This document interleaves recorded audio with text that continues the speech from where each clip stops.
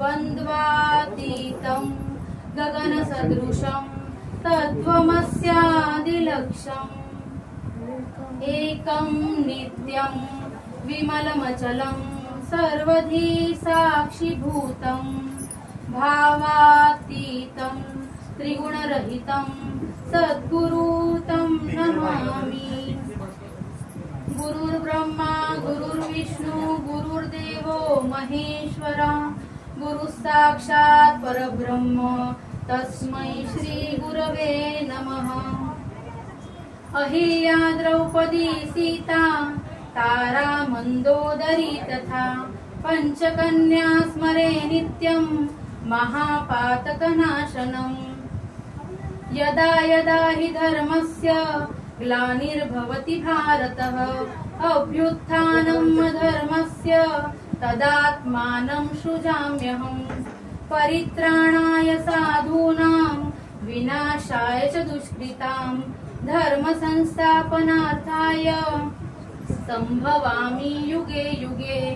अत्रिपुत्रो महातेजो दत्तात्रेयो महामुनि तस्य स्मरणमात्रेण सर्वपापै प्रमुच्यते।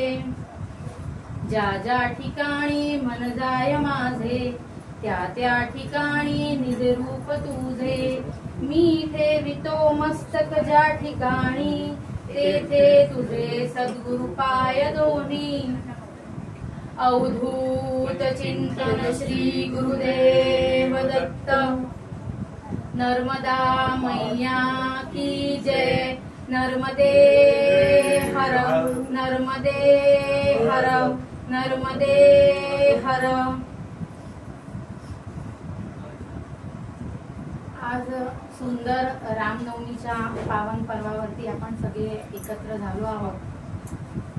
तर सर्वप्रथम आपण गणपतीला स्मरूया, त्यांची आठवण करूया, कारण की कुठलंही शुभ कार्य जे आपण करतो ते नेहमी गणेशाच्या आशीर्वादाने करतो।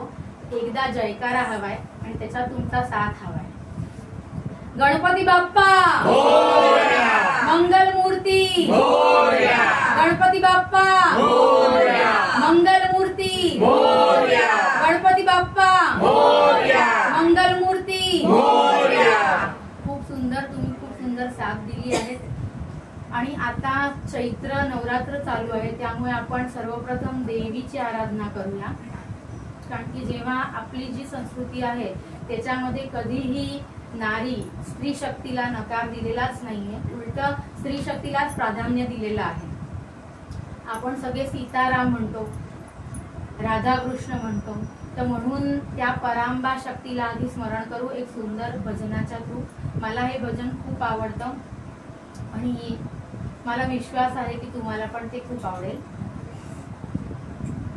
या भजनाचा भाव थोडासा सांगू इच्छिते की जेव्हा आपण या पूर्ण विश्वात वावरतो, जन्म घेतो, तेव्हा खूप सगळ्या अडीअडचणी येतात। आयुष्य आहे, कधी दुःख येतं, कधी सुख येतं, पण जेव्हा एक समर्पित भाव येतो आपला, कुठलीही ती शक्ती असू द्या, तुमचे इष्ट कुठलेही असू द्या, कृष्ण असू द्या, राम असू द्या, देवी असू द्या, गणेश असू द्या, पण जेव्हा तो भाव आपल्या श्रद्धास्थान जे असतं, जे इष्ट असतं त्याच्याकडे तो भाव तेव्हा घट्ट होतो, तेव्हा असं वाटतं की सुखदुःखा पलीकडे आपण जातो। म्हणजे सगळे संतांचं जेव्हा आपण वाङ्मय बघतो तर हेच आपल्याला आढळतं की ते आपल्याच सारखे होते, दोन हात होते, दोन पाय होते, सगळं तसंच होतं, पण मग वेगळं काय होतं त्यांच्यामध्ये, मग हे वेगळं होतं। तर हा भाव कधी येतो आपल्यामध्ये, जेव्हा आपण अशी स्तुती करतो। तर आता त्या शक्तीला आपण आठवण करूया।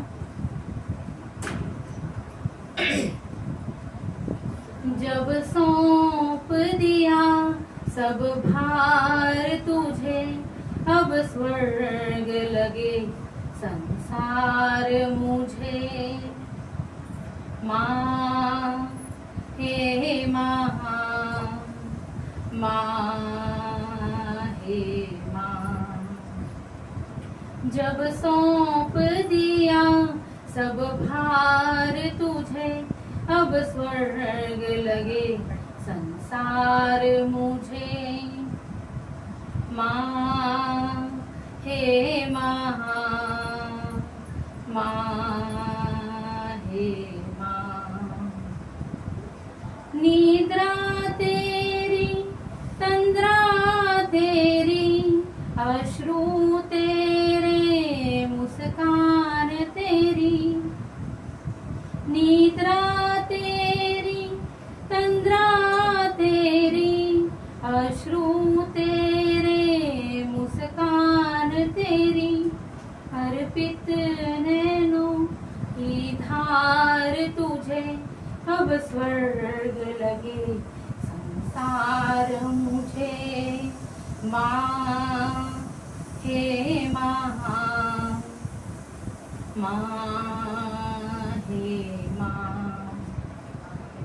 लगता था जीवन व्यर्थ मिला, तेरे दर्शन से अर्थ मिला। लगता था जीवन व्यर्थ मिला, तेरे दर्शन से अर्थ मिला। तूने ही दिया आधार मुझे, अब स्वर्ग लगे संसार मुझे। माँ हे माँ, माँ हे माँ। ये कर्म तेरा, ये धर्म तेरा, मानव जीवन का मर्म तेरा। ये कर्म तेरा, ये धर्म तेरा, मानव जीवन का मर्म तेरा। हो मेरा नमन स्वीकार तुझे, अब स्वर्ग लगे संसार मुझे। माँ हे माँ, माँ हे माँ। जब सौंप दिया सब भार तुझे, अब स्वर्ग लगे संसार मुझे। माँ हे माँ, माँ हे माँ। गुरुदेव दत्त। चला आता आपण सुरुवात करूया आपल्या प्रवचनाची। तुमच्या सर्वात विराजमान जो माझा इष्ट कृष्ण आहे त्याला मी आधी तर वंदन करते। जेव्हा हा निवडणूक झाली ह्या विषयाची की राम से ऊपर राम के दास यह मेरो विश्वास, तर मी एक टीचर आहे त्यामुळे ऑलवेज प्रश्नांची उत्तरं देणं तर माझ्या नशिबी देवाने ठेवलंच आहे, पण प्रश्न करणंही ठेवलं आहे। म्हणून मी हा प्रश्न जरा भरत काकांना विचारते आणि माझी अशी इच्छा आहे की त्यांनी त्याचं उत्तर द्यावं।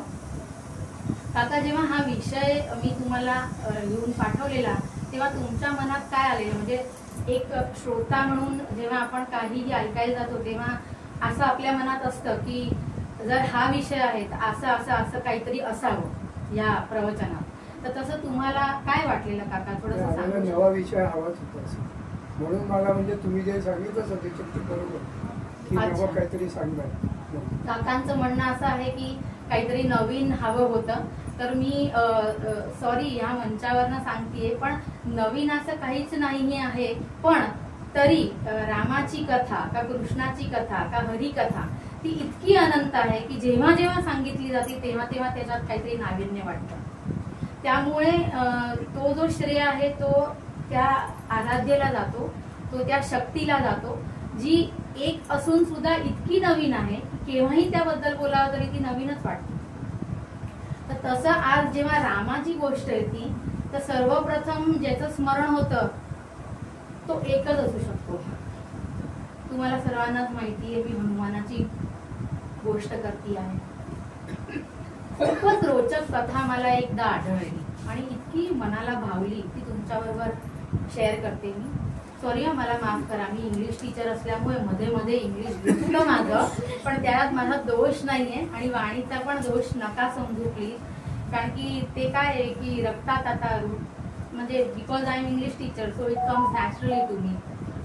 तर हनुमानाची ती कथा अशी आहे की एक राजसभा भरलेली असते, त्यात सगळे असे जमदग्नी, परशुराम, मग सगळे ऋषीमुनी, वाल्मिकी सगळे बसलेले असतात. आणि त्या राजाचं नाव मी अर्थातच विसरले आहे, पण तो एक राजा येतो आणि तो सगळ्यांना सगळे राजा येऊन प्रणाम करत असतात आणि आपापले आसन ग्रहण करत असतात.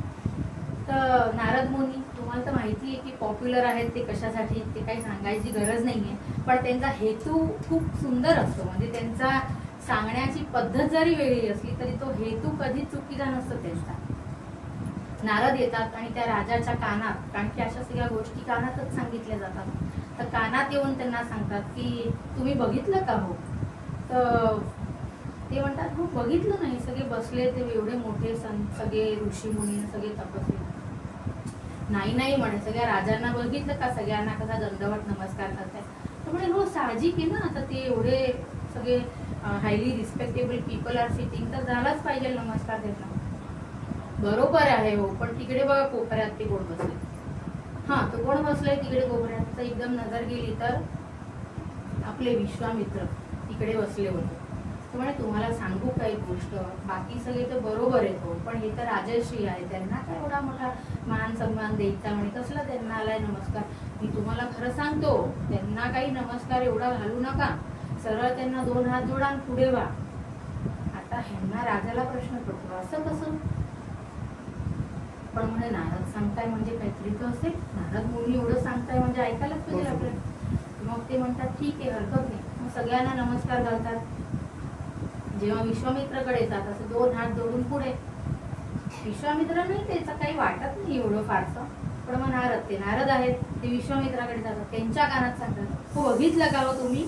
त्यामुळे बघतोय ना सगळे छान नमस्कार घालताय, आसनं घेताय. अरे नाही हो, ते राजा नाही का आत्ता आले, त्यांनी सगळ्यांना दंडवत प्रणाम केला, पण तुम्ही? तर म्हणे हा काय झालं, मला काय? म्हणे बघा 2च हात जोडले त्यांनी. मग थोडासा जरा विश्वामित्रांना हे वाटतं की असं झालं, अच्छा तर मग काय झालं, ठीक आहे ना, हरकत नाही. नारद म्हणतात अहो असं कसं हरकत नाही, तुम्ही राजर्षी की नाही, मग तुम्हाला पण दंडवत प्रणाम तर केलाच नाही, तुम्ही राजा होता एका काळी आणि मग तुम्ही ऋषी झाला, एवढं मोठं तुमचं तपोबळ आहे. आता झालं, जे काम नारदाला करायचं होतं ते त्यांनी केलं नारद मुनींनी.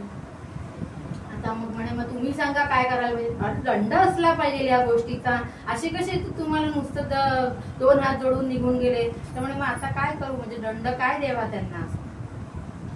अरे तुम्ही कोणाला ज्ञान दिलंय? रामाला दिलंय, लक्ष्मणाला दिलंय, मग आता तुम्ही रामाला सांगा ह्यांना दंड द्यायला. आता तो काळ वेगळा होता ना, त्या काळी काय करत होते, कमंडलू होते सगळ्यांकडे, ते अगदी घ्यायचे आणि द्यायचे, श्राप पण देऊ शकत होते आणि आशीर्वादही देऊ शकत होते. आपल्यासारखं थोडी होतं, आपलं तर शब्द ब्रह्म मानतच नाही आपण, जे प्रॉमिस केली की लगेच दुसऱ्या दिवशी प्रॉमिस तुटती आपली. पण तो काळ वेगळा होता, म्हणजे सांगितलं, हातात पाणी धरलं आणि टाकलं की झालं, संपलं. तिकडेच जो काही निकाल लागायचा होता ते फास्ट कोर्ट, ते त्या टाईपचे फास्ट कोर्ट होते त्यावेळी. तर त्यामुळे त्यांनी घेतलं आणि प्रतिज्ञा केली की मी रामाला आता सांगेन की या राजर्षींचं अगदी म्हणजे मस्तकच उडवा म्हणे, आता फार झालं म्हणे, हे काय म्हणे अपमान केला माझा. झालं, जे हवं होतं नारदांना ते मिळालं त्यांना. तर राजा घाबरले की हे काय, आता हे तुम्ही नारदांच्या सांगण्यावरनं केलेलं. आता तो गेला नारदांकडे, तुम्ही मला वाचवा, तुम्ही ज्या प्रसंगात मला सापडवलं होतं, आता तुमची मॉरल ड्युटी आहे की मला वाचवायच्यात. नारद म्हणतात हसून परत, नारदांना हसू कसं येतं, म्हणजे मलाच कधी कधी प्रश्न पडतो की एवढे बरे सगळं करून आणि नारद अगदी शांतच. मग नारद म्हणतात की एक काम करा, तुम्ही ना मारुती नंदन जे आहेत ना, त्यांची आई आहे ना अंजनी, तीच तुम्हाला सोडवू शकते. अच्छा, म्हणजे हा उपाय आहे, माझा मृत्यू टळेल? अरे अगदी निश्चित टळेल म्हणे, तुम्ही जा अंजनीकडे. हे चालले 2 हात असे जोडून अंजनी माताकडे. अंजनी मातेला म्हणतात की एका राजाने प्रण घेतलाय, म्हणजे एका राजर्षीच्या सांगण्यावरनं प्रण घेतलाय की ते मला मारतील, तर मला आता तुम्ही तारा म्हणा. तर अंजनी देवी म्हणतात की हे बघा, माझा मुलगा आहे ना, तो सर्व समर्थ आहे म्हणे, त्यामुळे मी त्याला सांगेन म्हणे, त्याला मी आज्ञा केली की तो नाही म्हणणार. तर म्हणे ठीक आहे, हरकत नाही. म्हणे त्याला लगेच हनुमान येतात, हनुमानला ती सांगते आता तो काळ तसा नव्हता ना की माताला असं विचारायचं कोण ते राजा, मग कधी काय करायचंय, हे प्रश्न नव्हते, आज्ञाचं पालन होतं. तर अंजनी म्हणाली आणि ह्यांनी पदरात धरलं की बरोबर आहे, मी युद्ध करून त्याला हे करीन. मग नारद म्हणजे मग हनुमान विचारतात की अच्छा सांगा कुठले राजा आहेत हे आणि कुठे जायचंय आपण. मग ते म्हणतात की राम.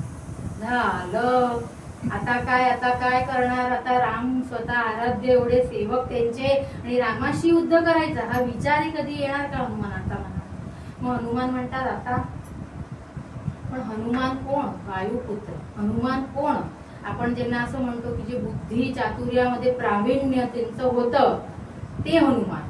मग हनुमान 2 मिनिटं बसतात आसनात आणि म्हणतात एक काम करा म्हणे, एक उपाय आहे. तर म्हणे कसला. तो म्हणे जेव्हा राम तुम्हाला मारायला येतील ना, तो म्हणे नुसतं एक पद्मासन लावा आणि राम नाव घ्या. तो म्हणे अरे ह्याच्याने काय होईल म्हणे राम नावाने. तर म्हणे तुम्ही सांगतोय ते करा, विश्वास ठेवा माझ्यावरती. राजा म्हणतात ठीक आहे, तर एवढे मोठे स्वतः भक्त आहे रामाचे, एवढे सांगतायत ते केलंच पाहिजे. मग ते जातात आणि पद्मासन लावून राम राम राम राम राम असं निरंतर चाललंय. इकडनं राम येतात की आता गुरु आज्ञाचं पालन केलंच पाहिजे. राम येतात, मग राम म्हणतात अरे हा तर माझं नाव घेतो. आता जेव्हा रामच स्वतः म्हणाले की माझ्याहून श्रेष्ठ रामाचं माझंच नाव माझ्याहून श्रेष्ठ आहे, माझ्याहून श्रेष्ठ माझेच दास आहे. आता हा क्लॉज फॉलो करायचा की तो फॉलो करायचा की गुरु आज्ञा पाळायची. तर परत राम कन्फ्युजन मध्ये की आता काय करायचं. मग अर्थातच विश्वामित्र त्यांच्याबरोबर आलेलेच होते. मग विश्वामित्र ते पण राजश्री तर होतेच, त्यांनाही ज्ञान होतं की काय नारदांनी केलंय. मग ते म्हणाले की नाही बरोबर आहे, रामाहून श्रेष्ठ रामाचं नावच आहे, त्यामुळे त्यांचा जीव वाचतो. तसा जर आपल्याला असं वाटत असेल की आपला जीव वाचावा तर अर्थातच राम नाम घ्यावं. कारण की जीव वाचवणारे ही सारी नावं जी आहेत ना ती जीव वाचवणारी आहेत. आता आपण फसतो कुठे, तर आपण स्वतःला वाचवायचं. म्हणजे कधी कधी तर आपल्याला हेच ज्ञान नसतं की आपण फसलेलो आहोत, अडकलेलो आहोत आणि आपल्याला खरंच कोणी वाचवायची गरज आहे. कारण की आपला अहंकारच एवढा असतो की तो आपल्याला मान्यच करू देत नाही की मी अडकलो. पण जेव्हा जीवाला असं वाटतं की खरंच मी अडकलो, तर बाबा मी कुठे कुठे अडकलो, तर मी प्रतिष्ठेत अडकलो, तर मी ज्ञानात अडकलो. अरे किती ज्ञानी लोक पण ते भक्त नाही होऊ शकले म्हणून अडकले. ज्ञानी असतो तो भक्त असतो तरच तो ज्ञानी सिद्ध होतो. हे स्वतः ज्ञानेश्वरांनी सांगितलं. ते ज्ञानी होते पण ते श्रेष्ठ झाले कारण की चांगदेव पण तर ज्ञानी होते, पण ज्ञानेश्वर भक्त होते आणि म्हणून ते भक्त आणि ज्ञानचं जे कॉम्बिनेशन होतं ते अजूनही आपल्यावरती राज करतं. आजही आपण ज्ञानेश्वरी ऐकतो, त्याचं तेच कारण आहे. परत आपण विषयाकडे वळूया. तर तसं आहे, तर आपण अडकतो आपल्या ज्ञानात. ज्ञान घेऊन घेतलं मग एक इगो येऊन जातो, मग सगळ्यांबरोबर आपण आर्ग्यू करायला लागतो त्या ज्ञानाच्या माध्यमातून. मग देव असं म्हणतो की ठीक आहे तू दुष्ट आहे ना ज्ञानाने, मरा तू ज्ञानी, मग तुला काय भक्त बनायची जरूरत नाही बाळा, राहूच दे, तू तसंच कर जे तुला करायचंय ते. मग तो येत नाही. मग आपण अडकतो आपल्या मुलांमध्ये, बायकोमध्ये, आपल्या संसारामध्ये, आपल्या घरामध्ये, आपल्या नोकरीमध्ये, इथपर्यंत की आपण आपल्या रूपातही अडकतो, म्हणजे बॉडीमध्ये पण अडकतो आपण. आणि एक वेळ दरेकाच्या आयुष्यात असा येतो जेव्हा देव हे सिद्ध करतो की माझ्याशिवाय दाखव कोण आहे तू. आणि जेव्हा ही वेळ येते ना, म्हणजे कितीही घनिष्ठ तुमचा मित्र असला, तुमची बायको असली, तुमचा नवरा असला, पण एकदा असं होतं आयुष्यामध्ये जेव्हा आपलंच मन आपल्याला विचारतं की कोण रे माझे या जगात. आणि त्यावेळेस जर एक क्षणासाठी असं झालं ना की राम माझा, कृष्ण माझा, देवी माझी, जर असं झालं ना तर दॅट्स डन, तर कल्याण. ते क्लिक पाहिजे. म्हणजे दुःख आल्यानंतर दुःख येऊन सुखाकडे जायची वाटचाल म्हणजे रामनाम. आणि ते रुतलं पाहिजे. फक्त नुसतं घ्यायचंय नाही, नुसतं नाही घ्यायचं. नुसतं एकदा घेऊन कसं चालेल, तुम्ही रोज जेवता ना, असं का नाही करत की एकाच महिन्याच्या सुरुवातीलाच खाऊन घ्या, मग आता चालायला तर अख्खा 1 महिना आपण उपवास केला तर चालण्यासारखे नाही, ते रोज करावं लागतं. मग हे का नाही आणि रोज का म्हणून करायचं. कारण की जेव्हा एक दगड असतो त्या दगडावरती जेव्हा तैल व पाणी पडतं तेव्हा त्या दगडाला पण भोग पडतं. तसं जेव्हा तुमच्या मनावरती राम नाम सतत येतं मग ते सगळं तुमचं जे काही प्रारब्ध असेल जे काही असेल ते नाहीसं होतं. पण आपण काय करतो अगदी चतुर आहोत. देवा मी आठवडा अनुष्ठान करणार आहे हा का, मग मी काय करतो आता तू मला एवढं दे मग मी तुला असं करीन की मी वैष्णोदेवीला चालतच येतो. बघ ना मी येतोच. अरे तुम्ही काय चालणार, ऐपत आहे तुमची चालायची. तो जो देह दिलेला आहे जो धारण केलेला आहे तो त्यांनीच दिलाय, त्याच देहाने तुम्ही चालणार आहात. मग एवढा अभिमान कसला की मी चालत आलो. म्हणजे अटी घालतो माणूस चक्क, म्हणजे बिझनेस मांडलाय देवाचा. आणि देव पण बिचारा हसतोय वरनं की हा ठीक आहे चल बोल काय आता तू करशील, ओके डन चल हे करशील ठीक आहे, इतके उपास इतके तापास. म्हणजे मी असं नाही म्हणते की हे उपास तापास नाही करायला पाहिजे, ते करायला पाहिजे अर्थातच करायला पाहिजे. कारण की ते तुम्हाला तुमच्या फिजिकल ह्याच्यावरती कंट्रोल आणतील, तुमच्या मेंटल ह्याच्यावरती स्टेबिलिटी आणतील. पण एक वेळ येतो जेव्हा हे सगळं पण नाहीसं करावं लागतं, ह्यातनंही बाहेर पडावं लागतं. आणि तेव्हा प्रोबॅबली सतत सतत सतत जेव्हा हे रामनाम येईल तेव्हा एक वेळ येईल की ते जिव्हातनं येईल, ते शरीरातनं येईल, ते सुषुम्ना नाडीमधनं येईल, ते तुमच्या रोमरोम मधनं येईल. जसं गोंदवलेकर महाराज त्यांना विसरून कसं चालेल. राम आहे तर तिकडे गोंदवलेकर महाराज आहेत आहेत ना आहेतच. कारण की त्यांनी इतकं ते सिद्ध केलं की त्यांचा फोटो जरी देखील बघितला ना तर मला असं वाटतं की राम ते जगले. हो राम ते जगले. असं जगता जर आला राम तर राम नक्की भेटतो. आणि त्यांनीच सांगितले ना तो येतो मग त्याला यावंच लागेल. तर आता ह्या नोटवरती आपण एका आपल्या दुसऱ्या संतांच्या स्टोरीकडे वळूया. रामदास नावाचे एक स्वामी रामदास, त्यांना आत्ताच्या काळात पापा असं नावाने उद्बोधन सगळे संबोधन करतात. ते झाले कासारगोड नावाचं एक गाव आहे छोटंसं केरळमध्ये, तिकडे त्यांचा जन्म झाला. त्यांचं नाव मूळ विठ्ठलराव होतं. पण त्यांचं लहानपणापासून म्हणजे पूर्वसंचित कर्म असेल त्यांचं रामाच्या नावात ते इतके गुंतलेले की त्यांना अभ्यास करावा असं कधी वाटलं नाही. पण तरी कसं बसं त्यांनी 10वी केलं त्यांच्या बाबांच्या आग्रहापोटी. नोकरीलाही लागले ते मिलमध्ये. पण सतत सतत सतत ते रामनामाची ओढ एवढी की नोकरी धरगडता येणार. तुम्हाला आश्चर्य वाटेल पण हे असं असतं का भक्तांचं. म्हणजे तुम्हाला वाटेल की काय हे बावटपणा, नोकरी सोडली. पण सोडली नाही ती सुटली. कारण की काहीतरी दुसरं आहे जे नोकरीहून जास्ती महत्वाचं वाटतंय म्हणून ती सुटली. आणि रामानी सोडवली, कृष्णाने सोडवली. आणि मग असं आहे की काय सोडवणं अगदी म्हणजे टाळ चिपड्या मृदुंग घेऊन बसून राहिले नाही. जगत कल्याणासाठी बोलले. त्यांना जेव्हा राम मिळाला, त्यांना जेव्हा कृष्ण मिळाला तेव्हा त्यांनी लोकांना सांगितलं की तो कसा मिळतोय, तो कसा भेटावा, तो काय करावा माणसाने. म्हणजे नुसतं स्वतःचं कल्याण केलं नाही, त्यांनी दुसऱ्यांचं कल्याण केलं.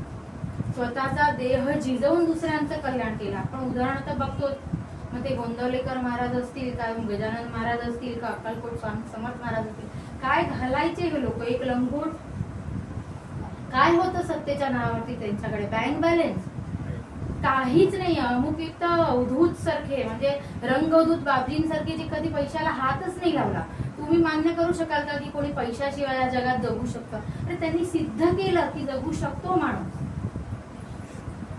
तर हे जे राम विठ्ठलराव जे होते ते इतकं रामाचं नाव घ्यायचे. आता सगळ्यांना काय जे संसारात असतात त्यांना असं वाटतं की हे तर लग्न लावा म्हणजे सगळं संपेल एकदाच. लग्नाच्या बेडीत अडकवलं तर हा मग कुठे जाणार नाही. म्हणजे हा एक असा काय म्हणते मी असा एक टॅक्टिक आहे लोकांची संसारिक की त्यांना असं वाटतं बस हेच अंतिम आहे. आणि म्हणून मग असे ना रामदासांसारखे पळून जातात बोलल्यावर की ना आता ते आम्हाला मान्यच नाही. म्हणजे इतका वैराग पाहिजे त्यासाठी अर्थातच. पण तरी मी सांगते की विठ्ठलरावांच्या बाबांनी त्यांना लग्नात अडकवलं.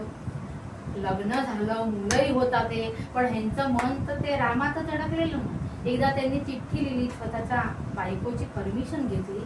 त्या काळी घेत होते परमिशन लागती घरच्यांची. जेव्हा तुम्ही वैराग्याचा मार्ग धरता तर सरळ सोपा नाहीये. तुमच्या आप्तजनांना पण हे स्वीकारलेलं असलं पाहिजे की तुम्ही निघाले जगत कल्याणार्थे तुम्ही जातात. जात आहात. त्यांनी परमिशन घेतली. ती बाई पण किती धन्य. त्या बाईचा कुठेच काही उल्लेख नसतो तरी त्या बायका एवढ्या धन्य. यशोदेच्या बुद्धाचा एवढ्या मंदिर, यशोदेचं काहीच नाही पण तरी यशोदा श्रेष्ठ तर खरी. एवढं जाऊ दिलं बुद्धाला ती का? ती पण आपल्यासारखी आपले सर्वसामान्य बायकांसारखी गेली असतील मागे धावत धावत, अरे नका जाऊ तुम्ही, माझ्याकडे बघा. पण नाही केलं तिने. गौरांग महाप्रभूची बायको देवप्रिया तिने पण नाही केलं.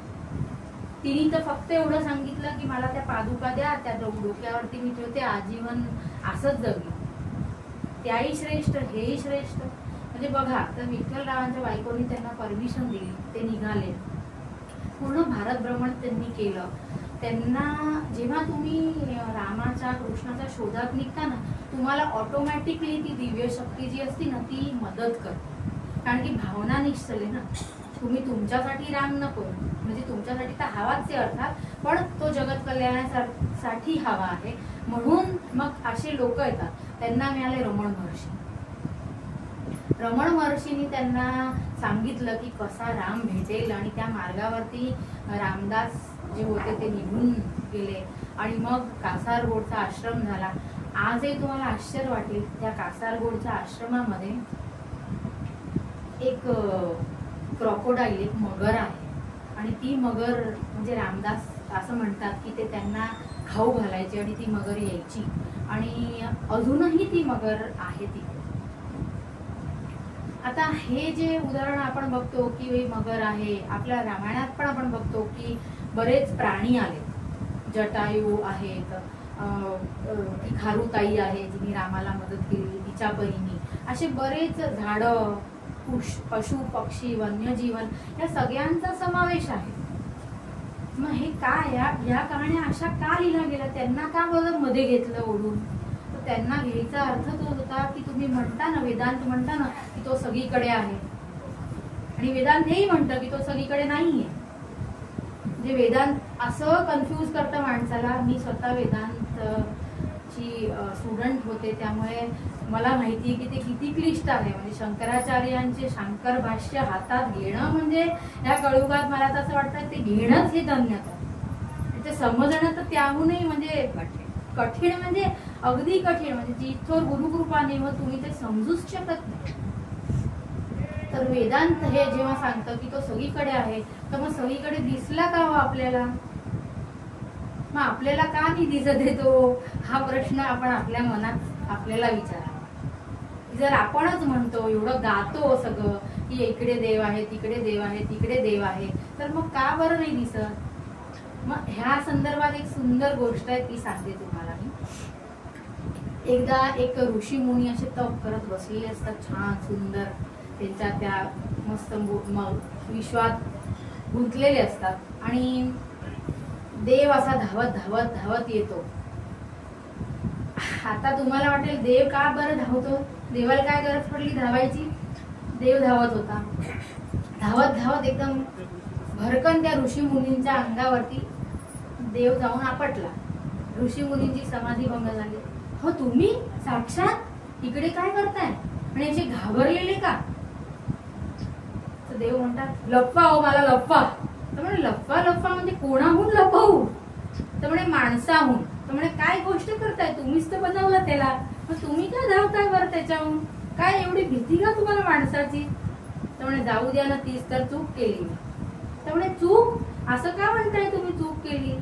तर म्हणे बघा, एक तर मी जेव्हा एकटा होतो तेव्हा मला असं वाटलं की मी जरा दोन होऊ, म्हणून म्हणे मी बनवलं त्याला, माणसाला.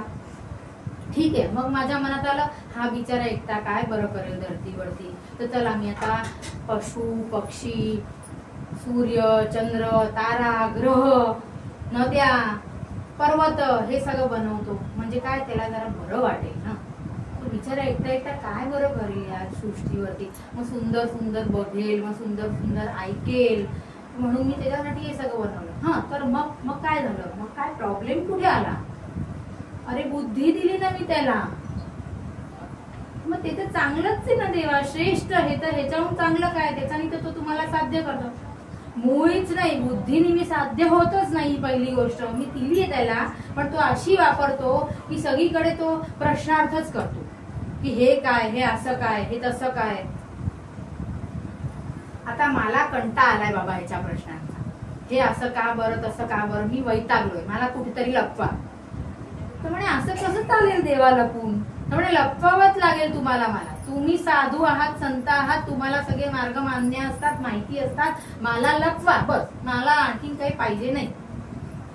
ते ध्यानात जातात. ध्यानात जाऊन म्हणतात की मला सापडली जागा. कुठली? बघा तुम्ही मला नदी, पर्वत, डोंगर हे सगळं सांगू नका, सगळीकडे लपून झालंय तो, सगळीकडे बुद्धीने मला शोधून घेतो. असं काही सांगा की जिकडे ना शोधू शके मला. अरे हो तसंच सांगतोय देवा. चला बरं सांगा कुठलं स्थान आहे ते. त्याच्या मनात लपा. तो अख्खं जग शोधेल पण त्याची मजलच नाही की तो मनात शोधेल. तिकडेच जाऊन बसा म्हणे तुम्ही. बघा किती बरं शोधताय, एवढी करोडोचं पॉप्युलेशन आहे, त्यातनं किती बरं पोहोचताय तुमच्याकडे. हे म्हणतात हे खरे अगदी अक्षरशः सत्य, आता तर मनातच गेलं पाहिजे. म्हणून आता आपल्याला प्रश्न पडायला पाहिजे की जेव्हा जेव्हा आपण काहीही वाईट करतो ना, काहीही जगात जेव्हा जेव्हा काहीही वाईट होतं ना, तर सर्वात पहिले कोणाला पाहतो? आपल्या शेजारच्यांना नाही, आपण ज्याच्याबरोबर वाईट करणार आहोत त्याला नाही, कोणाला का? आपल्या स्वतःला. एक मुलगा जेव्हा कॉपी करतो असं मान वरती करून, म्हणजे टीचर अर्थात मी टीचर आहे त्यामुळे तशीच उदाहरणं येणार माझ्या ह्याच्यात साहजिक आहे. तर ते असं मान वरती करून जरा एक नाही आलं आपल्याला, म्हणजे थोडस जरा वरती करायचं आणि समोर पुढचा तो काय लिहितोय त्यातनं लिहून घे. त्याला पण माहिती आहे मी हे चुकीचं करतो आणि मधनं आवाज येतो की हे चूक होती, पण त्याच्या पुढे ते दिसतं ना की आई धपाटे घाले, मार्क नाही आले तर अरे बापरे आपलं रिपोर्ट कार्ड कसं दिसेल, हे सगळं डोळ्यासमोर येतं. ते काही फारसं वाटत नाही.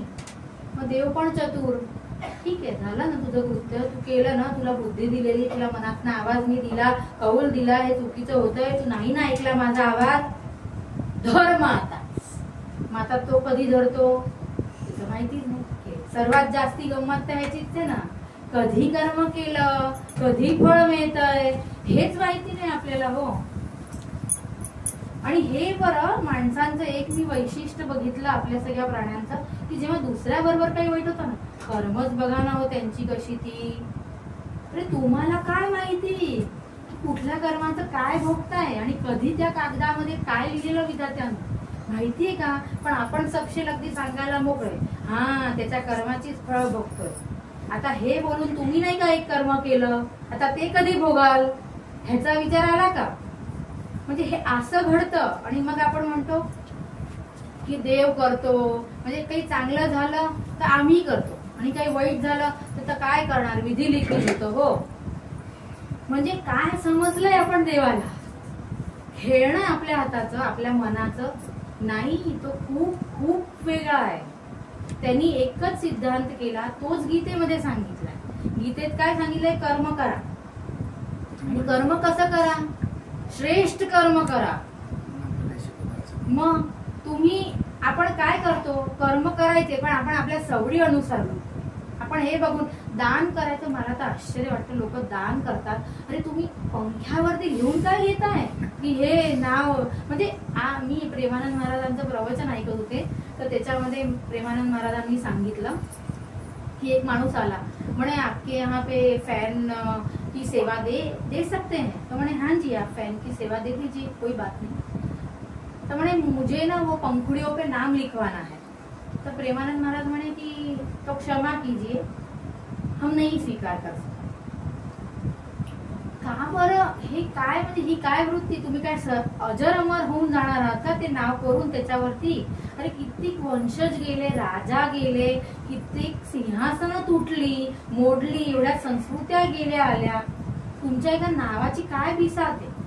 मग टिकलं कोणाचं नाव हा प्रश्न पडतो ना. कोणाचं तरी तर टिकलंच असेल, एवढं जर नामावरती आहे तर नाव कोणाचं टिकलं? मग रामाचं टिकलं. अरे 7000 वर्षापूर्वी होऊन गेलेले राम, ते आत्ताही आपण साजरा करतोय जन्म त्यांचा. म्हणजे काय असेल ते व्यक्तिमत्व. कृष्णाचा जन्म साजरा होतोय, दत्ताचा जन्म साजरा होतोय आणि परत असं नाही सगळीकडे साजरा होतोय तो. मग आपण काय करतोय? मग ही सगळी एवढे हे जण होऊन गेले, त्यांचे जन्म साजरे करतात. एक 12ला आला सकाळी राम, एक रात्री 12ला आला. तर लोक असं नाही म्हणत आहे कळयुगातली पण की का बरं 12ला यावं ह्यांनी, आम्हाला रोज उजागरा करावा लागतो, ह्यांच्यामध्ये 2-2, 3-3 दिवस पुढचे मागचे जातात ते नाही. पण काय भावना आहे. माझा कृष्ण आला, अरे तो घेऊन गेला ना जन्म 5000 वर्षापूर्वी, मग तरी कसे तुम्ही गुंतले त्याच्यात? मग असं काय होतं ज्यांनी तुम्हाला गुंतवलं? आणि ते काय, तेच गुंतवणं जे होतं तेच खरं गुंतवणं होतं. दत्त आले संध्याकाळी 6 वाजता. म्हणजे हे सगळे जे जन्म करतो ते काय आहे? आपण ऍक्च्युली का बरं जन्म करतो? कधी ह्याच्यावर मला असं वाटतं विचार करा. जेव्हा काकांनी मला सांगितलं रामाचा जन्म आहे, तर मी तर टेन्शन मध्ये आले, कारण की माझा आराध्य आणि इष्ट कृष्ण. त्यामुळे कृष्णावरती बोलायला सांगा, हे सुसाट कृष्णावरती बोलता येईल. पण आता रामाबद्दल एवढी कधी, म्हणजे ते काय भावनेचा प्रश्न आहे ना. जसं तुलसीदास म्हणाले वृंदावन मध्ये जाऊन तू घेतो की नाही दंड आणि धनुष तरच हे तर तुलसीदासांना काय अहंकार नव्हता की तू दंड घे, नाही तर त्यांनी काही नमस्कार नसता घातला का? तुलसीदास होते ते तसं केलं शक्यच नव्हतं. पण सिद्ध करायचं होतं की एक निष्ठा जेव्हा येते, जेव्हा तुमचं एकाकडे जातं लक्ष, तर काय होऊ शकतं? तर त्या एकाकार झालेल्या वृत्तीसाठी तिकडे वृंदावनात कृष्णाने घेतलं वैधनुष, घ्यावं लागलं. त्या तो येतो आणि घेतो आणि करावं लागतं, कारण की तोच म्हणाला की जो माझं नाव घेईल त्याच्या मागे मागे मागे मी फिरीन. मग फिर, आता घेतोय तुझं नाव, असं भक्त म्हणतो. तुकाराम महाराज अगदी छाती ठोकून सांगतात, तू काय स्वतःला देव देव देव करतो? अरे आम्ही नाव घेतो म्हणून तू देव. आता जर आपले सर्वसामान्य आपल्यासारखे असं बोलायला लागले तर लोक म्हणतील गाड्यात काढतील काय आहे. पण तुकाराम होते ना, ते त्यांचा एवढा अधिकार होता. नरसी जेव्हा त्यांच्या भजनामध्ये असं म्हणतात की कृष्ण चापला आहे, कृष्ण असा आहे, तर आपल्याला असं वाटतं नरसी चापले म्हणाले कृष्णाला. पण नरसीचा तो हक्क आहे. नरसीला वाटतच, आता तुमचा आमचा मित्र घरी आला तर आपण नाही का 2 अगदी कानफटात मारतो, अगदी हे करून त्याला सांगतो ए काय वे तू असं करतो. ही भाषा असती ना, कारण की तेवढं आपुलकी आहे, तेवढा हक्क आहे त्याच्यावरती. तसा या लोकांचा हक्क होता देवावरती, कृष्णावरती होता, सगळ्यांवरती होता, म्हणून तर एवढं बोलू शकले ते. तसेच ते रामदास, मग त्यांच्याविषयी 1922 मध्ये त्यांनी संन्यास घेतला आणि त्यानंतर 1963 मध्ये त्यांनी देह ठेवला. पण अजूनही त्यांचं एक पुस्तक मला नाही माहिती की कसे हे पुस्तक माझ्या आयुष्यात येतात. मी तर त्याला मिरॅकलच मानते. ते कुठनं तरी आलं. तुम्हाला आश्चर्य वाटेल, त्या पुस्तकाची किंमत जेव्हा मी वाचली 2 रुपयाचं ते पुस्तक होतं. म्हणजे ते किती जुनं असावं. आणि त्याच्यामध्ये ह्यांचं चरित्र होतं. तेव्हा मला असं वाटलं की काय हा विश्वास. म्हणजे एक प्रसंग येतो त्यांच्या त्या जीवनीमध्ये, जेव्हा ते मला वाटतं वृंदावनात कुठेतरी गेलेले असतात आणि त्यांना भिक्षा मिळते. तर त्यांच्या बरोबर जो साधू असतो त्याला असं अपेक्षित असतं की भिक्षा तर मिळावी, म्हणजे भिक्षा अन्न तर मिळावं, पण सकट भिक्षा सुद्धा मिळावी, म्हणजे पैसा आणि आर्थिक काहीतरी लाभ व्हावा. तर ते जे यजमान असतात ते दोघांनाही त्यावेळेस जो काही पैसे असतील, मला ते आता एक्झॅक्टली नाही लक्षात, पण ते देतात आणि अन्न पण देतात. तर त्याची अपेक्षा जास्ती असते की मला एवढं तरी मिळावं. तर त्या मनाने तो यजमान कमी देतात. तर हा दुःखी होऊन जातो, कारण की पैशानीच मॅक्झिमम लोक दुःखी आहेत जगात, कारण की कलीचा वासच त्याच्यामध्ये आहे. म्हणजे दुःख करण्याचं कारणच पहिलं ते येऊन येतं. तर तो दुःखी झाला. हे आनंदात जे आजचा दिवस निभावला, जे अर्थ मिळायचं होतं ते मिळालं, जे भिक्षांना मिळायचं होतं ते मिळालं. ह्याला दुःखी पाहून ह्यांच्या मनात राम प्रगटला. अरे बापरे, हे दुःखी का बरं तुम्ही दुःखी? तर म्हणे नाही, म्हणे मला तर असं होतं की ह्यांनी एवढे रुपये द्यायला पाहिजे होते, अरे एवढेच दिले ह्यांनी. त्यांनी धरलं आणि काय केलं असेल जे संत करतात, स्वतःची अमाऊंट त्यांना देऊन दिली. ते म्हणे तुम्हाला राम आहे. आपल्याला वाटतं का कधी असं की राम आहे? नुसता तो चित्रात दिसतोय, नुसता तो माळेत दिसतोय. माळा करण्याचाही अभिमान, मी इतका माळा करतो हो, रोज हे सगळ्यांनाच सांगायचं मी इतक्या माळा करतो. कशाला? काय जरूर आहे तुम्हाला हे सांगायची? काय जरूर आहे मोजायची? घ्या त्याचं नाव असंच तुम्ही सतत घेतलं तर तो येईलच. पण एक साधनेचा पण एक अहंकार असतो की मी एवढी साधना करतो, मी विष्णू सहस्रनामचे एवढे पाठ, अरे एका आसनी करतो, काय तुम्हाला वाटतं ते 3-4 तास, अरे थोडी माझ्या घरातले हिंमत नाही करत मला उठवायची. परत असं सांगतो आपण लोकांना, ते घरातले बिचारे टेन्शन मध्ये की ह्यांचे विष्णू सहस्रनाम पायी आमचं काय बरोबर होईल, वस्तू जागच्या जागी हल्ल्या तर आमची येऊन बनेल. म्हणजे इतक्या दराराने ते विष्णू सहस्रनाम, आता विष्णू प्रसन्न होतील, तुम्ही दुसऱ्यांना तुमच्या आजूबाजूवाल्यांना दरारात ठेवून विष्णू सहस्रनाम करताय तर कसं ते साध्य होईल. मग त्यापेक्षा तुकारामांसारखं करावं, धरावा भंडावा डोंगर, भंडाऱ्यावरती जावं, 3 दिवस तिकडेच बसावं, बघावं की निसर्ग देतोय का तुम्हाला. मग येते अशी अवली धावत धावत, परत अवलीला लागतो काटा आणि त्या काटा सोडवायला येतो कृष्ण, तीच घालती शिव्या कृष्णाला आणि इकडे तिचा नवरा घेतोय कृष्णाचं नाव. म्हणजे बघा हे काय, म्हणजे किती ती श्रद्धा. तुकाराम महाराजांची श्रेष्ठता एका प्रसंगाने वर्णित होती. त्यांची सासू असती, तिला तुकाराम महाराज सारखे सांगत असतात, घे नाव, घ्या तुम्ही नाव, घ्या तुम्ही नाव.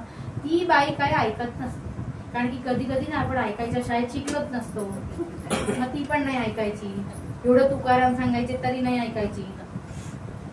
मग गेली एकदा रामाच्या द्वारे आणि मग एकदा अवली आईची आठवण काढत होती, माझी आई, माझी आई, माझी आई. असतं ना माहेरचा फार असतं बाबा बायकांना, सासर सुटत नाही, माहेर तर म्हणजे माहेर सुटतच नाही कौमुकिक बायकांचं. आणि मग जो गोंधळ होतो तो भयानक असतो. मग ती अवली पण माझी आई, माझी आई, माझी आई करत होती. तुकाराम महाराजांना आली दया, कारण की तिथं संत दयाचं पाझर तर फुटलेलंच असतं ऑलरेडी. तर मग तुकाराम महाराज म्हणाले, भेटायचं तुला तुझ्या आईला? हो हो निश्चित. आता तिलाही माहित होतं तुकाराम महाराज अधिकारी. तिकडे एक घाडवी होती, म्हणजे मार हाक तुझ्या आईला. काय गोष्ट करताय, ती घाडवी आहे, अरे तिचीच गोष्ट करतोय, तीच तुझी आई आहे. ह्या तर म्हणे असं कसं म्हणे, तर म्हणे मार बघ तू हाक मारती, येईल की नाही. हाक मारली तिने आणि ती घाडवी धावत धावत आली. मग तिला पटलं की बरोबर आहे, पण म्हणे अशी गती, ही गती झाली तर म्हणे अशीच गती होणार ना. राम नाम नाही घेतलं, सांगत होतो देह दिला एवढा. म्हणजे आता बघा हा, सावध करायला हे आपल्या सगळ्यांना की देह मिळालाय आणि करतोय काय. म्हणजे मी तुम्हाला प्रश्नार्थ मुळीच करत नाहीये, मी स्वतःलाच प्रश्न करते की करतोय काय आपण. देह मिळाला एवढं चांगलं. अमुक एक लोक असतात ज्यांना बिचाऱ्यांना म्हणजे सगळे अंग वळलेले, अष्टावक्र 8 अंग वळलेले, पण भगवत ह्याच्यामध्ये स्थित होते ते. आणि आपल्याला जरा एक डोळे नाही दिले, सूरदासांनाही नव्हते, तरी सांगत होते की देवानी आज हे हे हे घातलंय. बोला डोळे नसताना आपले तर मेले आहेत, तरी आपल्याला कुठे फुल नाही वाहिलं तेच दिसतं बरं आपल्याला. बघा बघा पुजाऱ्यांनी कशी पूजा केलीये, बघा ते नीट काही ठेवलंच नाहीये. अरे हे काय, तुम्हाला दोषच दिसतोय. तुम्हाला त्यांनी किती भावनेने काय केलं ते का बरं नाही दिसत आहे. म्हणून मी म्हणते की जेव्हा राम नाव घ्याल, काहीही नाव घ्याल तुम्ही, तर ती इतक्या निष्ठेने घ्या. एक म्हणजे एक कुठला तरी इष्ट धरा जो तुमच्या मनात. आता इष्ट कसा, कोणी नक्की करतं का हो इष्ट हा, नाही. मग ते कसं आपल्या मनात नाही येतं, मग ते येतं ना, कारण की फ्रेंड्स बरेच असतात आपल्या आयुष्यामध्ये, पण तरी एक असतो ना ज्याच्यासाठी आपण जीव देतो. मग तसा जीव देण्याची वृत्ती कोणासाठी होती तुमची, कोणाचं नाव घेऊन तुमच्या मनामध्ये असं वाटतंय की अरे हे नाव तर घेतच राहावं, असा जो कोणी असेल तो इष्ट. सगळ्यांना नमस्कार घाला, रामालाही घाला, कृष्णालाही घाला, मारुतीलाही घाला, जे दिसेल त्याला घाला, कारण की हेच वेदांत म्हणतं घाला नमस्कार, पण भावना एकाकडे ठेवा. तो माझा राम, तोच माझा. तिकडे हनुमानही दिसला तरी राम आहे, कृष्ण जरी दिसला तरी राम आहे, गणेश जरी दिसला तरी तो राम. तसंच गुरूंच्या बाबतीत असा, गुरु एक. नाना महाराज तराणेकर माझे गुरु. ती जी कृपा आहे ना, त्याबद्दल तर शब्दच नाहीये. काही बोलणं शक्यच होणार नाही कुठल्याही व्यासपीठावरनं जर गुरु बद्दल बोलायचं सांग. ती जी कृपा आहे ना, ती देवही नाही करू शकत, देवही नाही करू शकत. कारण की ते आपल्यासारखे असतात, 2 हात आहेत, 2 पाय आहेत त्यांना, आपल्यासारख्या भावना आहेत त्यांना, पण तरी ते त्या भावनेच्या पलीकडे गेले. ते आपल्यासाठी झटतात. ते कोणी आपल्यासाठी एवढं करते की माझी आई नाही करते, जे माझा नवरा नाही करते, जी माझी मुलं कधी नाही करू शकणार, ते कोण करतं? ते गुरुदेव करतात. म्हणून जेव्हा पण कोणी संत दिसतील, ते कसे असू द्या, तुम्हाला काय करायचंय? ते देवाचं नाव घेताय की नाही घेते, या फंदात पडायचंच कशाला आपण? की ते किती पात्रता आहे त्यांची. अरे आपली आपण पात्रता बघावी, की आपल्याला तो भाव आहे का, की मी नमस्कार घालतो तेव्हा मला नाना दिसतात ते का? बस एवढाच भाव असा. मला तिकडे नानाच दिसले पाहिजे, हा जेव्हा हट्ट धराल की मला तिकडे कृष्णच दिसला पाहिजे, तोच असला पाहिजे, तर मग ते घट्ट होईल, ते रुजेल आणि मग त्याला यावंच लागेल. आता तिसरं एक छोटस उदाहरण, जे मला विश्वास आहे की तुम्हाला कोणालाही कधी माहिती नसेल, का तर एखाद 2 जणांना माहिती असू शकतं. ते थोड्या दिवसापूर्वीच मला कळलंय. छत्तीसगड मध्ये एक संप्रदाय आहे, रामनामी संप्रदाय म्हणतात त्या संप्रदायाला. त्याचे मूळ पुरुष होऊन गेले परशुराम नावाचे त्यांचे मूळ पुरुष होते. जातीने चमार होते, म्हणजे मीराचे गुरु रैदास होते, त्या जातीचे ते होते, चमार. तर त्यांना छत्तीसगडमध्ये रामाच्या मंदिरामध्ये अलाउड नव्हतं दर्शन. ते तर आपण बघतोच, आपल्या पंढरपुरात काय वेगळं होतं, तर तसं त्यांना जायचं परमिशन नव्हती की नाही, रामाचं दर्शन नाही. ह्यांचा इतका रामाचा भाव, ह्यांनी निश्चय केला की ज्या रामाचं दर्शन घेऊ देत नाहीये त्या रामाला मी पूर्ण शरीरावरती कोरीन. ह्यांनी काय केलं, सुरुवात केलं म्हणजे डोक्यापासून मस्तका जिकडे आपण तिलक लावते तिकडे राम नाम, आणि अजूनही तो राम नाम संप्रदाय आहे. आता फक्त काहीतरी 10-12 लोक त्यात उरली आहेत, जास्ती कोणी उरली नाहीये. पण मी तो जेव्हा डॉक्युमेंटरी डिस्कवरीवरती बघितली, अमीश त्रिपाठी म्हणून एक खूप छान ऑथर आहेत, त्यांची डॉक्युमेंटरी आहे रामायण म्हणून डिस्कवरी चॅनलवरती, त्याच्यामध्ये मी हे बघितलं की तो संप्रदाय जो आहे अख्ख्या शरीरावरती गोंदणे राम नावाचं, आणि वस्त्र म्हणून ते काय धारण करतात, एक श्वेत शुभ्र वस्त्र असतं, त्यावरती ते स्वतः एक काळ्या ह्याच्याने राम नाम पूर्ण अख्ख्या वस्त्रावरती, तसं त्यांचा तो ड्रेस आहे, म्हणजे कळतं की हे रामनामी आहे. आणि डोक्यावरती एक असा लांबसा, ते सुफी संत कसं घालतात त्या टाईपची टोपी असती, पण त्याच्यामध्ये मोरपीस लावलेली असतात, आणि ती पण पांढरी, टोपी पण पांढरी, आणि त्यांचं एकच काम रामाचं नाव घ्यायचं.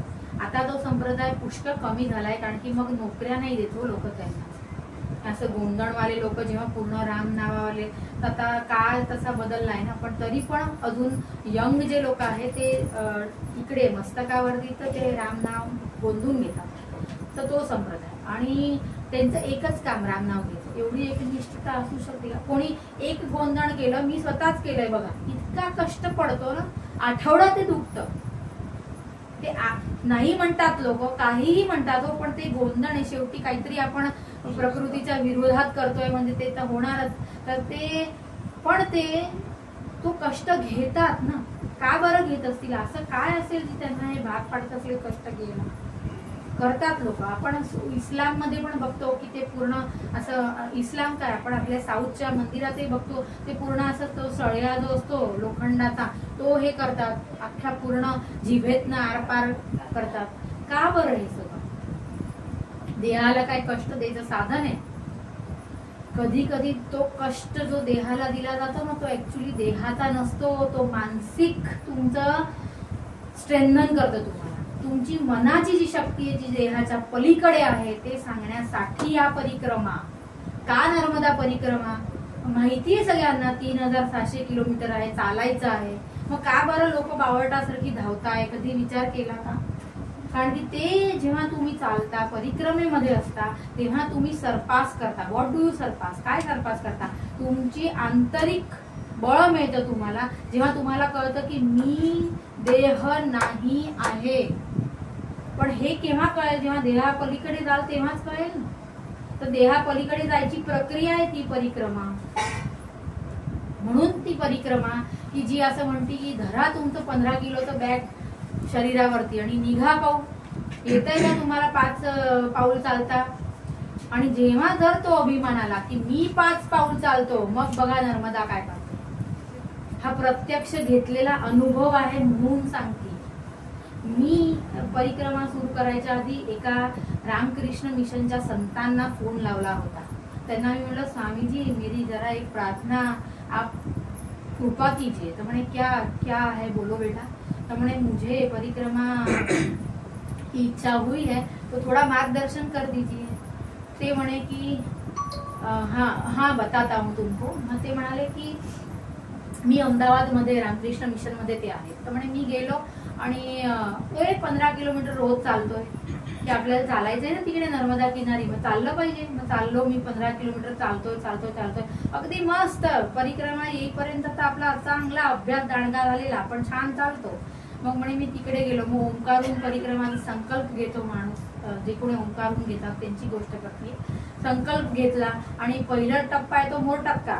तर म्हणे मोरटक्क्याला मी बघितलं मागे, अरे कोणीच नाही, आपणच पहिले मोरटक्क्याला पोचणारे.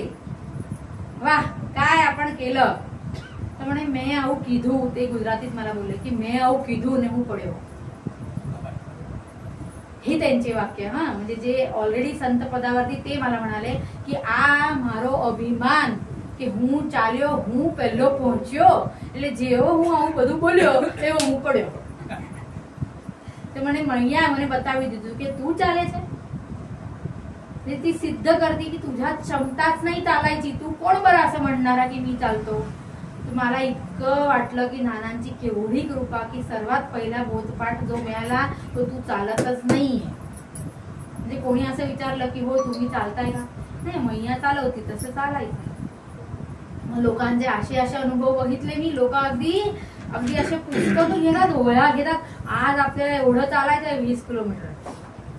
आणि मग बघा नर्मदा 20 काय तुम्हाला 2 किलोमीटरही चालू देणार, कारण की तुम्ही लिहिलं ना की मी 20 किलोमीटर चाली.